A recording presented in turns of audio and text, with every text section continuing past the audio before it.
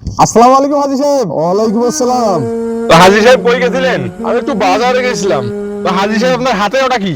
আরে হাতে এটা টিকটক না মিকটক কি করে সেই স্টান। খ্রিস্টান। তো এইটা দিয়ে আপনি কি করবেন? এটা তো আমার জন্য না, আমার মেয়ের জন্য। মেয়ের জন্য? আচ্ছা বাদ দে, তো মসজিদে কেন জানি দেখা যাচ্ছে না। ওই কয়দিন থেকে একটু বাবা আর কৃষিকাজে ব্যস্ত, তো এই জন্য আর কি মসজিদে যাওয়া হয়নি। আচ্ছা ঠিক আছে, মসজিদে আসিস এখন থেকে। আর বাসায় আসিস, তোর চাচি ডাকছে, জমজমের পানি আনি রাখছি। আচ্ছা ঠিক আছে। আসসালামু আলাইকুম ভাই। ওয়ালাইকুম আসসালাম। ভাই গ্রামে একটা বিষয় নিয়ে তোলপাড় চলতেছে, আপনি কি জানেন? কি বিষয়? আমাদের গ্রামের যে হাজি সাহেব আছে না, তার মেয়ের একটা নাচের ভিডিও টিকটকে ভাইরাল হয়েছে, আপনি জানেন না? ওই দেখা তো দেখি, জানান ভাই। একটু ভালোভাবে দেখি। ও আবার কবে থেকে টিকটক করা শুরু করলো? ওর বাবা তো একটা হাজি মানুষ, দিনদার মানুষ, তার মেয়ে এবার টিকটক করতেছে। ভাই যে টিকটক, ফেসবুক রিলস এগুলো সোশ্যাল মিডিয়া আসার পরে সমাজে বেহায়াপনাটা অনেক বেশি ছড়িয়ে পড়ছে। না, এই বিষয়গুলো তো হাজি সাহেবকে জানা দরকার। জি তার ভাই। মেয়ে এগুলো করতেছে, আর আমরা সমাজের মানুষ হিসেবে আমরা যদি এগুলো কথা না বলি, তাহলে আমরাও দোষী হয়ে যাব। আল্লাহ বলছে তা'মুরুনা বিল মা'রুফ ওয়া তানহাউনা আনিল মুনকার, সৎ কাজের আদেশ দাও এবং অসৎ কাজে বাধা প্রদান করো। না না, চল তো একটু হাজি সাহেবকে বলি। চলেন চলেন চল। চলেন। এ কে আছিস? তানভীর সাহেবকে একটু জমজমের পানি দে তো, সাথে একটু ওই যে সৌদির আজওয়া খেজুরও দিস। না না আঙ্কেল, ঠিক আছে, অত কষ্ট করা লাগবে না, আমরা আসছি আপনার সাথে একটু কথা বলার জন্য। ভাই বলেন।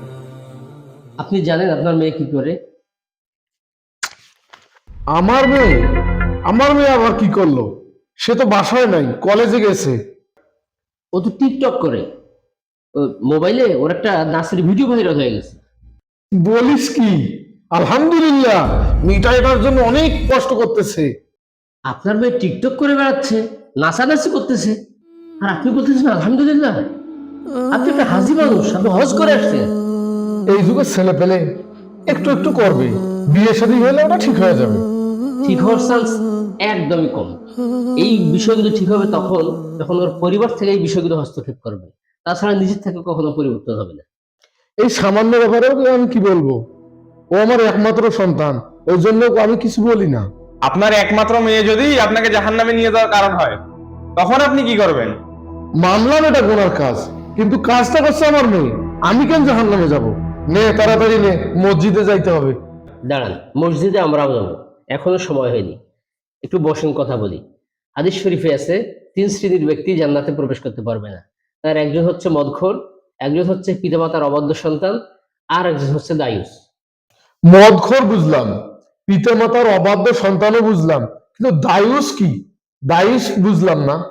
যে ব্যক্তি তার পরিবারের স্ত্রী, কন্যা এবং অন্যান্য নারী সদস্যদের অবাধ ঘোরাফেরা, বেপরোয়া চলাফেরা, পর্দাহীন হয়ে ঘুরে ফেরা, এগুলো যারা মেনে নেয় তাকে দায়ুস বলে।